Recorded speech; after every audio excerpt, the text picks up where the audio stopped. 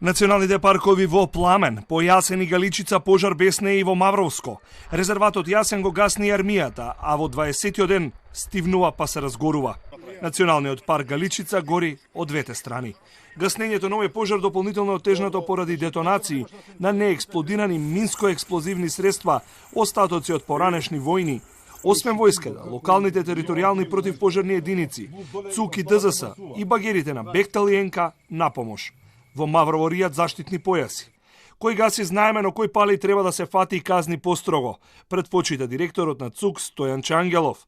Ако се погледне непристапноста на теренот и отсуството на жители, нема сомнеш дека пожарите се подметнати. Некои луѓе наивно сметат дека нема да предизвикат пожар, дека тие само малку ќе запалат едно стрниште, а тоа што можеби неколку километри понатаму некој ќе умре, тоа е ирелевантно. Тие очекуваат дека тоа нема да се случи. Иако е небрежност, ќе бараме и дополнителни законски измени за строги казнување на ваквите поведенија кои што загрозуват секојдневно човечки животи, предизвикуваат огромна еколошка штета, но и огромна материјална штета, како и трошење на државните и на локалните ресурси за справување со овие пожари.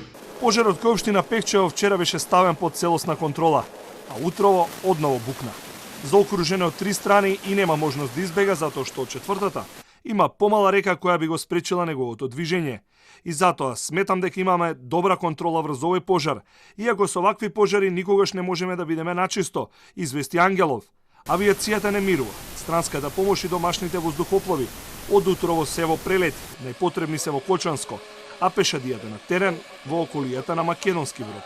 Но за жал се шири во насока на селото Горно Крушје, кој што веќе припаѓа на општината Македонски Брод. Додека пожарникарите на Македонски Брод се активни веќе на неколку пожари, истите се силно исцрпени. На овој пожар ќе действуваме, односно веќе почнавме судејство со двата германски ер-трактори. На земја се наоѓаат припадници, односно вработени во национални шуми, како и локални пожарникари.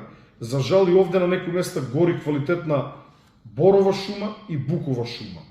Според податоците на ЦУК, од контрола се пожарите помеѓу Демир Хисар и Охрид, како и оние во општините Чашка, Делчево, Липково и Кочани, каде гореа депонии.